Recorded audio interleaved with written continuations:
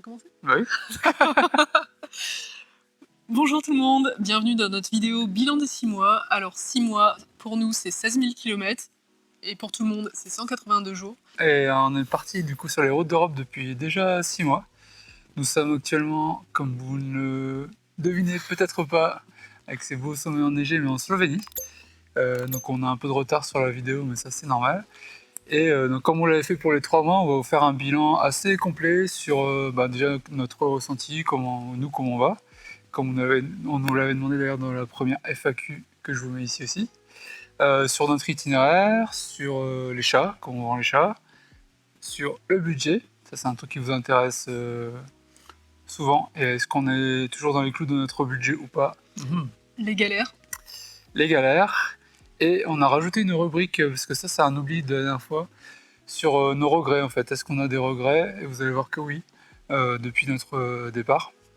Et vous allez voir, vous allez être surpris, notre principal regret, c'est pas celui auquel on peut s'attendre, et il ne fait que se confirmer malheureusement au fil des jours. Voilà.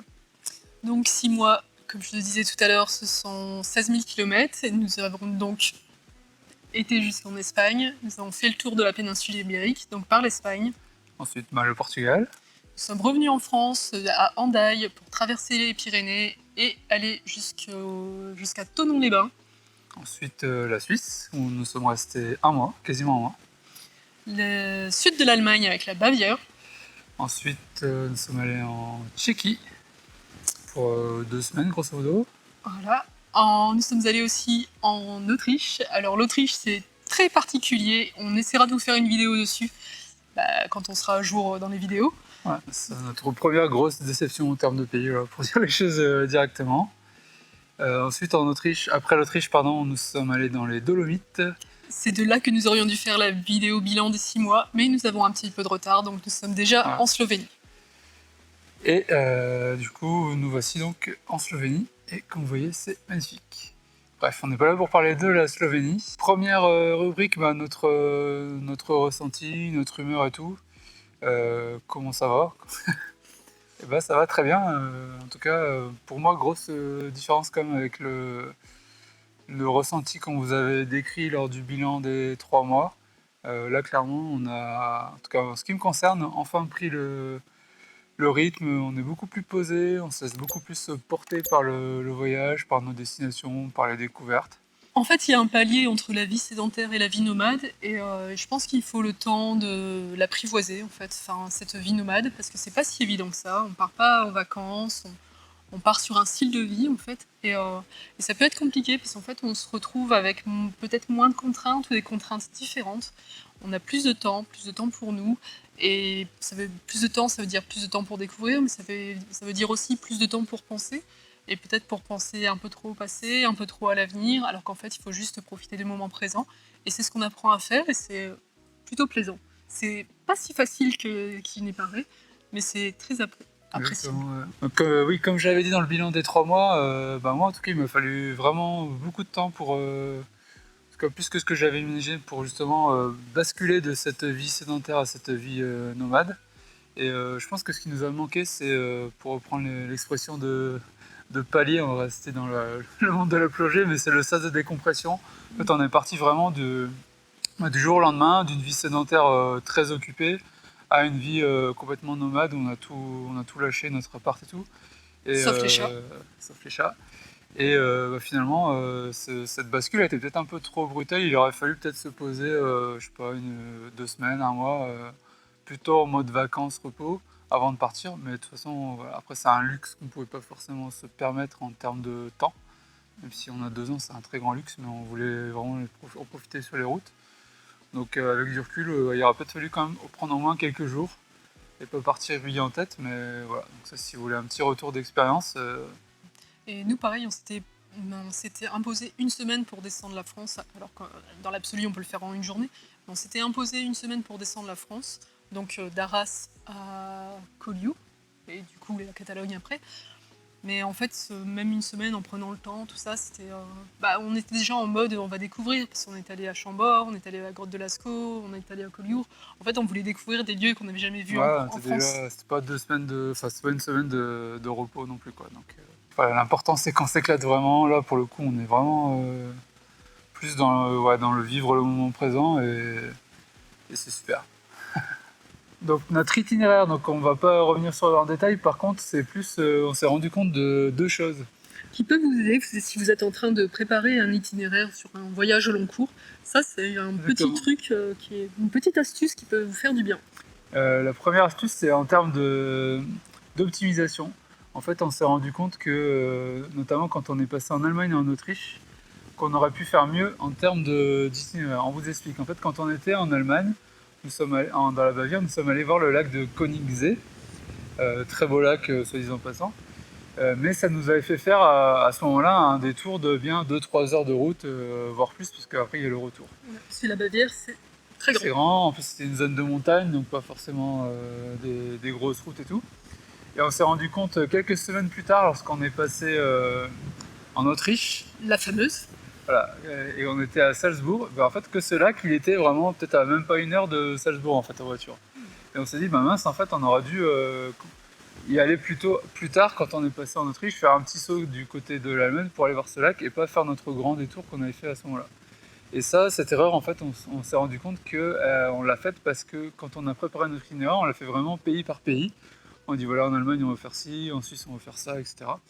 Et on n'a pas pris le temps, ce qu'on fait maintenant du coup, de prendre du recul et de dire finalement au global sur l'itinéraire, est-ce qu'il n'y a pas un moment donné dans un pays ou un autre où on passe pas loin d'un endroit, ce qui nous évitera de faire justement ces grands détours.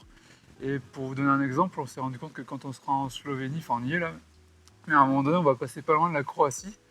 Et du coup plutôt que d'aller à ces endroits-là beaucoup plus tard quand on sera en Croatie, voilà. C'est beaucoup plus intéressant pour nous d'y aller quand on est en Slovénie. Voilà, donc ce qu'on va faire, on va faire un petit crochet en Croatie. Donc voilà, un exemple. Deuxième retour sur notre itinéraire, là c'est plus global, c'est par rapport à la problématique de surtourisme dont on parle de plus en plus. Du tourisme, c'est parce que c'est assez compliqué en fait, c'est une grosse question parce qu'en fait les endroits qui sont considérés comme victimes du surtourisme, je ne sais pas si on dit comme ça vraiment, mais parce qu'au final c'est des endroits où tout le monde a le droit d'aller, et c'est normal, tout le monde a le droit d'aller partout. Bon après pour les habitants c'est pas toujours très facile non plus à gérer quoi, donc bon après nous on est des touristes comme les autres, il y a des endroits qu'on aimerait, qu'on veut voir parce qu'on est des touristes comme les autres, mais voilà c'est aussi les endroits que tout le monde veut voir. En tout cas donc, notre avis sur ce genre d'endroit est en train d'évoluer dans le sens où on va prendre l'exemple qu'on a vécu, Hallstatt, Hallstatt, je sais pas comment on dit, en Autriche. Donc la petite ville typique carte postale avec la petite église, le lac d'un bleu transparent, les montagnes qui entourent, enfin vraiment le truc. C'est le truc quand vous cherchez que voir en Autriche sur internet, c'est le truc qui arrive je crois que c'est dans les en premiers. numéro 1. Et d'ailleurs, si vous le savez peut-être déjà, mais c'est aussi le village qui aurait inspiré le village de la Reine des Neiges. Donc gros succès potentiel. Et en fait, quand on a voulu y aller, on s'est rendu compte déjà qu'en termes d'accès, c'était compliqué, surtout pour nous qui sommes en van. Donc on a dû se garer sur un parking qui était très cher. On nous a dit à l'office du tourisme, heureusement qu'ils nous ont prévenus, n'y allez surtout pas en voiture, vous allez tourner pendant 4 heures pour trouver une place. Donc on y allait en bus, sachant qu'on peut aussi aller en bateau et tout. Et une fois sur place, bon, c'est vrai que c'était joli, mais les hordes de touristes de toute nationalité, dont certains qui sont pas très discrets et tout, ça nous a carrément gâché la magie de l'endroit, quoi. Parce qu'après, on en revient toujours au même, tout le monde a le droit d'y aller, mais comment dire, ça fait beaucoup de monde. Après, pour les habitants, c'est pas très agréable non plus. D'ailleurs, c'est à Holstein qu'il y avait eu un mur pour empêcher les selfies. Ça, c'est Alice qui est trop, on mettra la photo, mais ils avaient carrément, à un moment donné, construit un mur, en fait, près d'une barrière, c'est l'endroit où le point de vue où tout le monde faisait sa photo. Parce qu'en fait, les gens qui habitaient là, il y a des gens qui habitent là, faut pas oublier que dans ce genre de... Même si malheureusement, il y a de plus en plus de commerce et tout, que les habitants, je pense que fuient justement ces villages à cause du surtourisme. Mais ils avaient carrément construit un mur, parce qu'ils en avaient ras-le-bol en fait que les gens s'arrêtent en dessous devant chez eux, sous leur balcon, fassent du bruit, etc. Ce qu'on peut comprendre. Mais a priori, ça a fait un mauvais buzz et du coup, ils l'ont enlevé, ils ont remplacé ça. On vous mettra aussi les images par des affiches, des panneaux en disant faites moins de bruit, nous aussi on habite ici, pensez aux habitants et tout. Et du coup, ce genre de ville, Alors maintenant c'est facile de dire ça maintenant qu'on a été. Oui, voilà. Bon, on a été parce qu'on était juste à côté et puis on s'est quand même beaucoup posé la question. Bah, finalement, on va, si on identifie à l'avance que on est un peu dans ce genre de cas de figure, bah, on va, je pense, plus facilement les zapper complètement. Et puis, tant pis, il y a d'autres endroits tout aussi jolis ou presque avec beaucoup moins de touristes. Après, l'autre exemple, du coup, c'est Prague. Donc Prague, bon, c'était sur notre itinéraire. Hasard du calendrier, c'était en plein mois d'août, donc vous pensez bien qu'on n'était pas les seuls. Et bon, après, à Prague, comment dire, il y avait quand même beaucoup de monde, mais bon, c'est une grande ville. Mais bon, voilà, ça fait partie de tout le questionnement. Est-ce que c'est à voir absolument et du coup, est-ce qu'il faut ajouter du tourisme au tourisme? Est-ce que nous, on peut s'en passer, peut-être revenir plus tard ou pas, en fait? D'autant plus que les grandes villes, c'est toujours compliqué pour nous en termes de stationnement, de sécurité et tout. Donc, on sait qu'il y a des villes qu'on a prévues là, qu'on va sûrement zapper. Bah, typiquement, on avait prévu d'aller à Turin et en fait, quand on a vu qu'on pouvait pas stationner facilement et qu'en plus, en termes de sécurité, les peu de parking, on voyait des commentaires, on s'est fait cambrioler alors qu'on est parti 2 heures faire des courses. Donc, voilà, ça sera sans hésitation.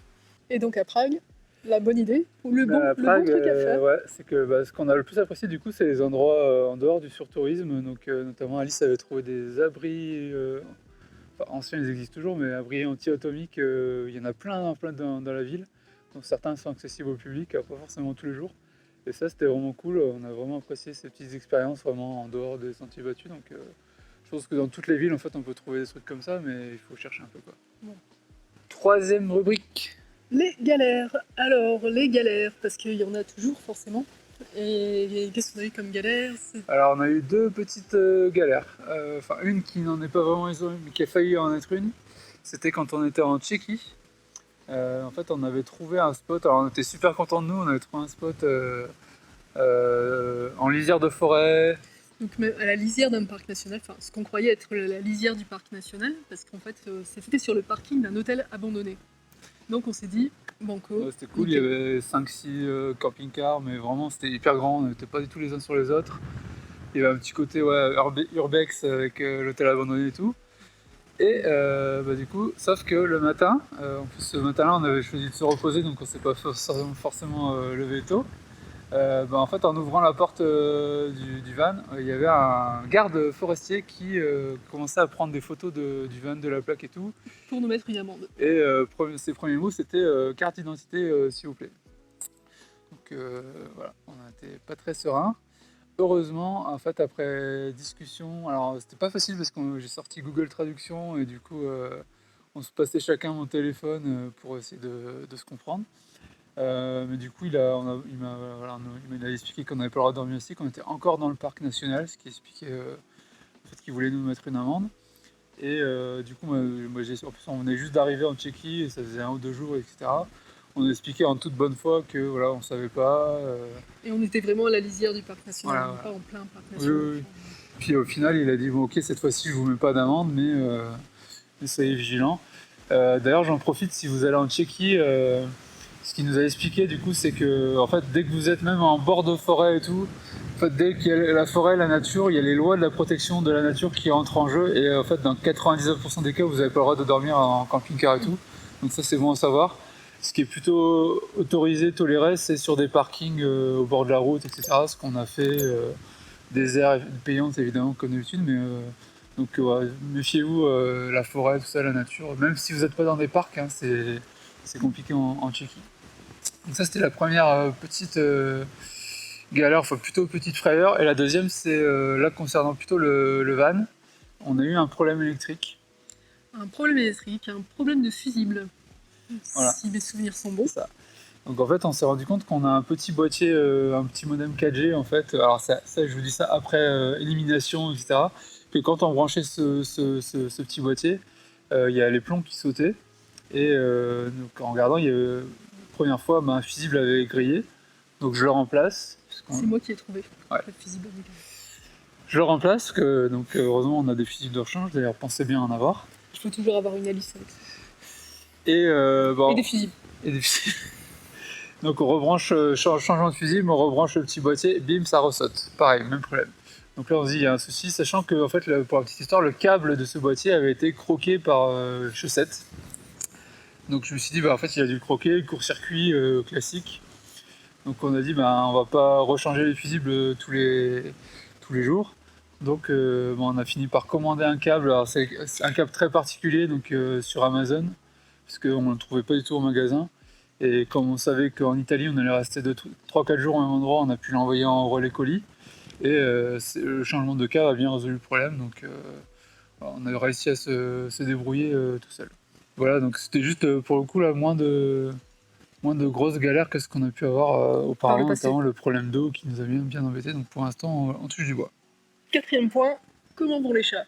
Alors, comment vont les chats? Ils vivent leur meilleure vie, j'ai l'impression.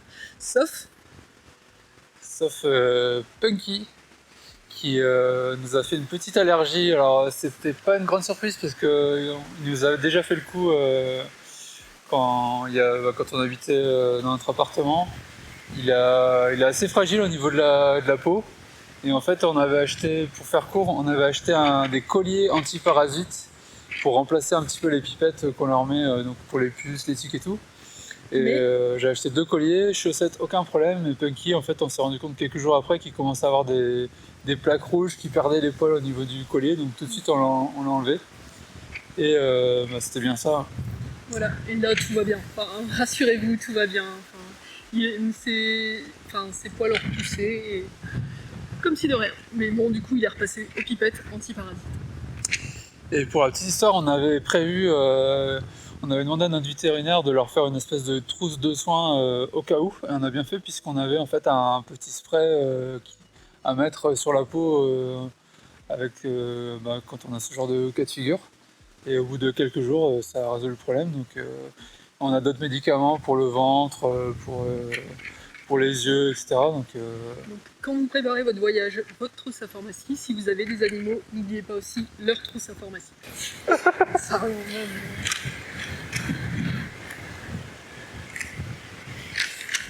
Je crois qu'on va terminer à l'intérieur. Hein. Je pense aussi. Ouais. Et nous voilà de retour dans Goldorak. Je pense que vous allez le voir sur la partie précédente de la vidéo, mais le vent commence à se lever de plus en plus fort. Donc déjà, j'espère que les micros vont bien prendre le son et c'était pas très agréable. Voilà, parce que, alors il faut savoir que pour cette vidéo bilan des 6 mois, notre premier essai a été un échec parce que les micros n'ont pas spécialement marché. Pris le son. Voilà. Après, on a retenté aujourd'hui et donc on était sur un premier spot avec des frelons asiatiques. Et ensuite le vent, donc là, on s'est mis à l'abri, on va arrêter les frais. On va rajouter ça dans les galères du coup juste avant. Galères en live. Du coup, les chats, on avait de toute façon quasiment terminé. Ça va très bien. Franchement, ils s'éclatent. Voilà, on les sort de plus en plus. On les a pas encore lâchés en liberté complètement. C'est toujours une crainte. Parce qu'en fait, on sait que Punky, il y aura pas de problème parce que c'est un grand peureux. Par contre, Chaussette, lui, un grand aventurier. C'est un grand aventurier, c'est le pote de tout le monde. Donc si quelqu'un passe, il va le suivre, vouloir lui faire des câlins et tout. Je pense qu'il va aller habiter avec lui. Donc c'est un peu le souci, quoi. Il est trop. Un peu trop amical. Il est un peu trop amical. Donc, mais bon, après, on les attache avec on a des longes d'une dizaine de mètres et comme ça, ils sont dans les parages. Et puis, c'est toujours mieux, même pour les gens qui passent avec des chiens et tout. Nous, on peut un peu plus vaquer à nos occupations, ça c'est bien. On passe à la 5e et avant-dernière rubrique, notre budget. Pour vous faire un petit rappel, notre budget, nous avions prévu 1 000 € par mois par personne. Donc un budget de 2 000 € par mois. Ça, c'était notre budget prévisionnel. Ouais. Est-ce qu'on s'y tient depuis qu'on est parti ? Vous allez voir que c'est assez simple. Alors, petit rappel, donc en mars, nous avons dépensé 1 877 €. En avril, 1987. En mai, 1794. En juin, on commence à avoir de problèmes, 2014. Alors, il faut savoir qu'en juin, nous étions en France et en Suisse. Ouais, fin juin, on commence à arriver en Suisse. Et les problèmes arrivent avec la Suisse. En juillet, là, on est mauvais. Hein. 2314. Non, 2321, pardon. Encore pire. En fait, tout simplement à cause de la Suisse, le coût de la vie en Suisse, c'était pas une surprise. Hein. On s'était dit, on sera plutôt dans les 2400. Et du coup, on s'était pas trop trompé en fait. Parce qu'en fait, on a fait pas mal de on a pris pas mal de téléphériques. Et les téléphériques en Suisse coûtent cher. Donc c'est ça qui Téléphérique, fait les parkings, même les courses, en fait, on a Mm. plus de 600 € de courses sur le mois. Alors qu'on a fait un seul resto, justement, pour éviter les restos trop chers. Donc même les courses, même si on était quasiment que au Lidl et tout, voilà. On vous invite à regarder nos 3 vidéos, je mettrai la playlist suisse. Sur la Suisse, on a fait là, pour le coup, des très longues vidéos, parce que pour le coup, c'était quand même un super Ouais, c'était chouette super. pays, hein, mais il faut prévoir un budget conséquent. Et dernier mois, le mois d'août, où on était à 2216 €. Ben là, en fait, c'était la fin de la Suisse. Et aussi, pas forcément des très bonnes surprises, notamment en La Tchéquie. Tchéquie. On s'attendait. C'est vrai que le niveau de vie est plus bas. Par contre, il y a eu des des mauvaises surprises, notamment sur les parkings pour les camping-cars, les vannes et tout. Là, c'est clairement du vol, je peux dire autrement, où on a payé 20 €. Alors, 20 €, c'est c'est une journée de salaire en Tchéquie pour les gens qui sont au salaire minimum, hein. Donc, pour vous donner un ordre d'idée, 20 € pour une journée. Et en plus, on arrive sur le parking, il n'y a pas le choix. C'est 20 €, mais tu restes 1 heure à la journée, c'est 20 €, quoi. Sachant que c'était aussi 3 fois plus cher que les bus, les bus de touristes et tout. Donc voilà, je pense qu'ils ont trouvé une vache à lait et sur plusieurs sites. Ça, c'était la mauvaise surprise. Ça, plus le Prague, le camping et puis la ville. Voilà. Donc voilà les chiffres depuis notre départ. Mais si on fait la moyenne de tout ça, nous sommes à 2035 €. Donc, on est plutôt pas mal. Enfin, C'est oui, c'est un peu dépassé, c'est sûr. Mais c'est pas. Voilà. Si on regarde d'un point de vue global, ça va encore. Bah, on s'attendait à ça. Notre prévision, c'était vraiment 2000 € en moyenne. On se dit pas 2000 € systématiquement à chaque pays. Ce serait un peu dommage, notamment pour les pays beaucoup moins chers. Sachant qu'on devrait, on dit ça à chaque fois, puis on a des surprises, on devrait quand même, là, notamment dans les prochains pays, la Grèce, la Turquie et tout, être dans des pays avec un niveau de vie moindre, les pays des Balkans aussi. Mais après, nous, le fait qu'on soit en van, c'est quand même une contrainte supplémentaire, notamment pour tout ce qui est parking et tout. Et la Tchéquie nous a appris à nous méfier maintenant. Faut pas se fier au niveau de vie des pays. Et quels sont donc les regrets que nous avons? Voilà, dernière rubrique, donc nos regrets. En fait, c'est quelque chose qu'on avait déjà en tête lors du bilan des 3 mois, mais dont on a oublié de vous parler et qui se confirme en plus de plus en plus. C'est tout simplement pas l'absence complète, mais le manque de rencontres, de contacts avec les gens, que ce soit les locaux dans les pays où on va, hein, et aussi, et la plus surprenante en tout cas pour moi, les autres van-lifers. euh, Puisque là, il y a eu quasiment très peu d'interactions. Alors, c'est pas que je m'attendais forcément à faire des feux au coin des feux de camp tous les soirs, à discuter, à boire un coup avec tout le monde tous les soirs, quand même pas, mais un petit peu plus. Et là, clairement, Parce que l'impression que ça donne, c'est qu'en fait, quand on se pose quelque part, alors oui, on va se dire bonjour, parfois il va peut-être même y avoir une petite discussion. Les chats aident beaucoup aussi, enfin, surtout avec Chaussette qui fait sa petite star et qui se fait caresser par tout le monde. Donc oui, il y a quand même des interactions, mais oui, effectivement, moi je pensais qu'il y aurait... Alors peut-être, comme dit Timothée, peut-être pas des feux tous les soirs avec des chamallows et de la musique, de la guitare et voilà, peut-être et en l'apéro. Suède. Peut-être en Suède ou en Finlande ou en Norvège. Bon, pas ici en tout cas. Mais en tout cas, oui, moi l'impression que j'ai, c'est voilà, on se dit bonjour, on se parle un peu, et encore. Et après, tout le monde rentre dans sa boîte à roulettes en fait. Et, Ouais, ce qui est fou, c'est que des fois, on est sur des parkings spécial camping-car et tout, il y a peut-être 50 autres véhicules, alors de toutes les tailles et tout, toutes les nationalités, hein. Et en fait, où tout le monde est dans son truc. Des fois, les gens se mettent sur des chaises dehors et tout, mais voilà, par bonjour, au revoir. À la limite, des fois, on discute un peu de quel pays vous venez, est-ce que vous avez des choses à nous recommander. Et là, je pense Et puis, notamment dans les Dolomites aussi, il y a une famille qui était à l'extérieur et qui est venue nous voir parce que la petite voulait voir Chaussette.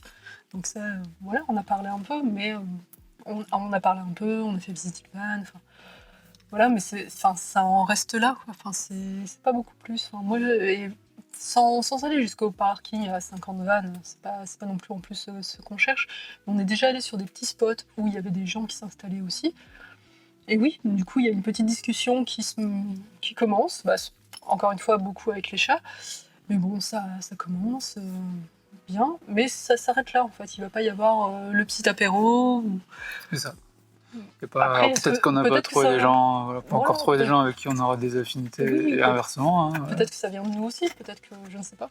Il y a quand même deux petites exceptions. Ça, voilà, c'est pas non plus, on ne parle jamais à personne et tout, ce serait un peu triste en C'est pas 6 ce qu'on mois. dit non plus. C'est la première, c'est quand on était en France, en Camargue, on a rencontré, oui, Punky, les gens vont s'abonner. Ah, là, fait chiant avec ça.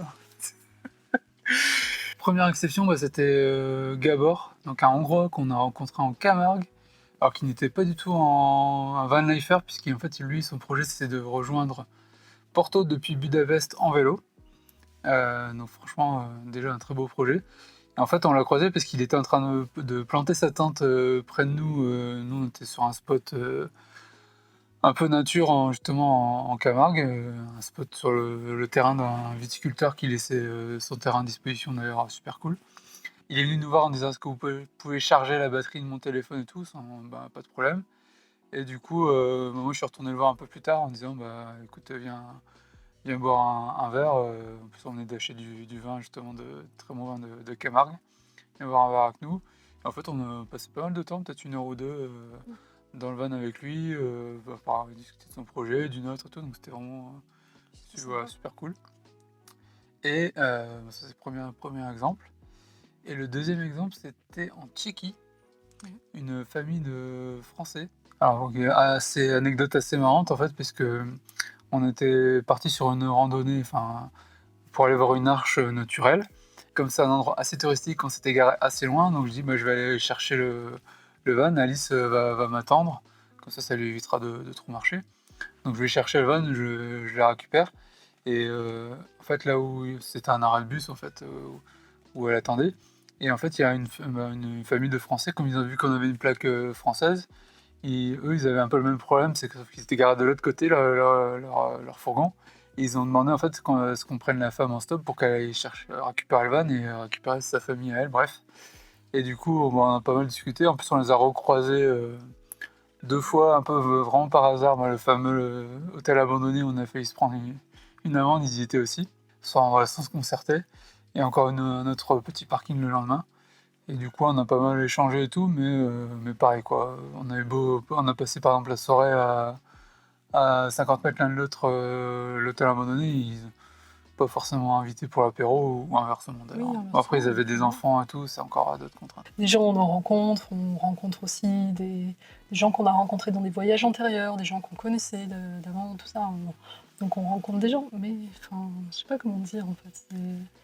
Il y a moins de nouveautés en fait. Voilà pour ce bilan des 6 mois qui est un peu la vidéo maudite, j'ai envie de dire.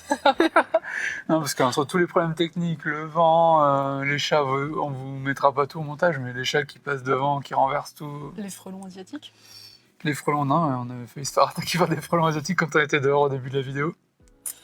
Le fait qu'on ait dû la retourner puisqu'on n'avait pas du tout de son sur la première, sauf si vous lisez très bien sur les lèvres, ça aurait été compliqué. Comme d'habitude, n'hésitez pas à laisser un commentaire si vous avez des questions, si vous trouvez le format bien ou pas, si vous souhaitez qu'on rajoute des rubriques, sachant qu'on continuera de faire des FAQ, parce que la première a quand même bien marché. On a déjà pas mal de questions de côté, donc ça c'est super. Si vous avez besoin de plus de précision, parce que des fois on aborde des trucs, mais peut-être qu'on explique mal, et si vous avez besoin de précision, n'hésitez pas aussi à nous le dire. Et du coup, c'est pas encore le cas, on le répète, mais c'est important pour nous, de vous abonner, d'activer la petite cloche si vous voulez avoir nos prochaines vidéos, puisqu'on en fait quand même très régulièrement. D'ailleurs, merci à tous ceux qui ont regardé le Van Tour, parce c'est une vidéo qui a très très bien marché. Donc on vous le remet là si vous ne l'avez pas encore vu. Ouais, on en fera d'autres justement plus sur le van, sur les aménagements, les améliorations et tout, parce que ça a l'air de bien vous intéresser.